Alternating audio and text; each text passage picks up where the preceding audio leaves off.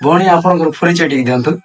ମୁଁ ବ୍ରହ୍ମା କୁମାରୀ ସାବିତ୍ରୀ ଭଉଣୀ, ନନ୍ଦପୁର ସେଣ୍ଟର ପରିଚାଳିକା। ହଁ ଭଉଣୀ, ଆମର ରଥଯାତ୍ରା ବିଷୟରେ କିଛି କୁହନ୍ତୁ। ରଥଯାତ୍ରା ହଉଛି ବିଶ୍ଵ ପ୍ରସିଦ୍ଧ ରଥଯାତ୍ରା। ଆଷାଢ ମାସ ଶୁକ୍ଳ ପକ୍ଷ ଦ୍ୱିତୀୟା ଦିନ ରଥଯାତ୍ରା ହୁଏ।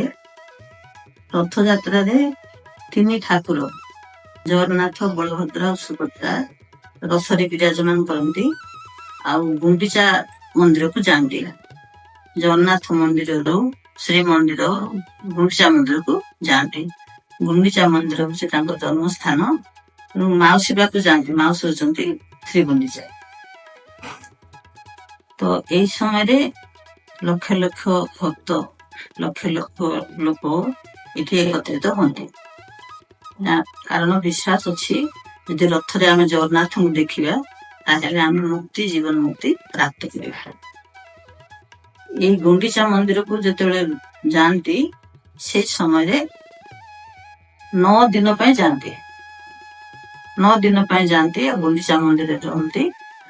ସେଇ 9 ଦିନ ଭିତରେ ଜଗନ୍ନାଥ ତାଙ୍କର 10ଟି ଅବତାର ଦେଖାନ୍ତି। ସେ ଅବତାର ଗୁଡିକ ପୃଥିବୀରେ କୋଉ କୋଉ ବିଷୟବସ୍ତୁ ଉପରେ ଆଧାରିତ, ଜଗନ୍ନାଥ କଣ କଣ କରିଛନ୍ତି, ତା ଉପରେ ଆଧାର କରି 9 ଦିନ ପାଳନ କରାଯାଏ। 10 ଅବତାର ପାଳନ କରାଯାଏ। ସେ ଅବତାର ଗୁଡିକ ହେଲା ମତ୍ସ୍ୟ, କଚ୍ଛପ, ବରାହ, ନୃସିଂହ, ବାମନ, ରାମ, ବଳରାମ, ପରଶୁରାମ, କଳ୍କି, ବୁଦ୍ଧ। 10 ଅବତାର ହେଲା ପରେ ପୁଣି ବାହୁଡା ବିଜୟ ଆରମ୍ଭ ହୁଏ। ୟାରି ମଝିରେ ହେରା ପଞ୍ଚମୀ ପଡେ। ସେ ସମୟରେ ମହାଲକ୍ଷ୍ମୀ ଶ୍ରୀମନ୍ଦିରରୁ ଗୁଣ୍ଡିଚା ମନ୍ଦିରକୁ ଯାତ୍ରା କରନ୍ତି ଏବଂ ଯେହେତୁ ଭାଇ ଭଉଣୀଙ୍କୁ ନେଇକି ସେ ଆସିଛନ୍ତି, ସେଥିପାଇଁ ସେ ମହାଲକ୍ଷ୍ମୀଙ୍କୁ ନ ନେଇ ଚାଲିଗଲେ ବୋଲି ସେ ରାଗି ଯାଆନ୍ତି ଆଉ ଗୁଣ୍ଡିଚା ମନ୍ଦିରକୁ ଯାଇ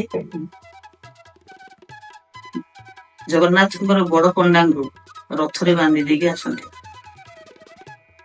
ତାପରେ 9 ଦିନ ପୁରିଲା ପରେ ପୁଣି ବାହୁଡା ବିଜୟ ହୁଏ। ଜଗନ୍ନାଥ ତାଙ୍କର ଭାଇ ଭଉଣୀଙ୍କ ସହିତ ସେ ଗୁଣ୍ଡିଚା ମନ୍ଦିରକୁ ଫେରି ଆସନ୍ତି। ଆଉ ସେଠି ଯୋଉ ବ୍ରାହ୍ମଣ ମାନେ ଅଛନ୍ତି, ପୂଜକ ମାନେ ଅଛନ୍ତି, ସେମାନେ ପୁରାଣ ବୋଲନ୍ତି ଆଉ ଲକ୍ଷ୍ମୀଙ୍କୁ ବୁଝାନ୍ତି। ଜଗନ୍ନାଥ ଫେରି ଆସିଛନ୍ତି, କବାଟ ବନ୍ଦ କରିଥାନ୍ତି। ଏଇ ହଉଛି ରଥଯାତ୍ରା। ମହାଲକ୍ଷ୍ମୀ କବାଟ ଖୋଲି ସମସ୍ତଙ୍କୁ ଆଉଥରେ ଶ୍ରୀମନ୍ଦିରକୁ ପ୍ରବେଶ କରିବାକୁ ଅନୁମତି ଦିଅନ୍ତି। ଏଇ ଗୁଣ୍ଡିଚା ଯାତ୍ରା କୁହାଯାଏ ଯେ ଯଦି ଜଗନ୍ନାଥ ରଥରେ ଯଦି ଆମେ ତାଙ୍କୁ ଦେଖିବା, ତାହେଲେ ଆମ ଜୀବନର ସବୁ ଦୁଃଖ କଷ୍ଟ ଦୂର ହେବ ଆଉ ଆମେ ମୁକ୍ତି ପାଇବା, ଜୀବନ ମୁକ୍ତି ପାଇବା। ଏମିତି ଲୋକ ବିଶ୍ୱାସ କରନ୍ତି ଯେ ଜଗନ୍ନାଥଙ୍କ ରଥରେ ଦେଖିଲେ ଆଉ ପୁନର୍ଜନ୍ମ ହୁଏ ନାହିଁ। ସେଥିପାଇଁ ଯେ ଜଗନ୍ନାଥ, ବିଶ୍ଵ ପ୍ରସିଦ୍ଧ ଜଗନ୍ନାଥ ପୁରୀରେ ହୁଏ। ଓଡ଼ିଶାର ପୁରୀରେ ବିଶ୍ଵ ପ୍ରସିଦ୍ଧ ରଥଯାତ୍ରା। ରଥଯାତ୍ରା ଖାଲି ଓଡ଼ିଶାରେ ନୁହେଁ, ବିଭିନ୍ନ ପ୍ରଦେଶରେ ବି ହୁଏ ଆଉ ଦେଶ ବିଦେଶରେ ମଧ୍ୟ ରଥଯାତ୍ରା ପାଳନ କରାଯାଏ। ମହାଆଡମ୍ବରରେ ସମସ୍ତେ ଖୁସିରେ ଆକୁ ପାଳନ କରନ୍ତି।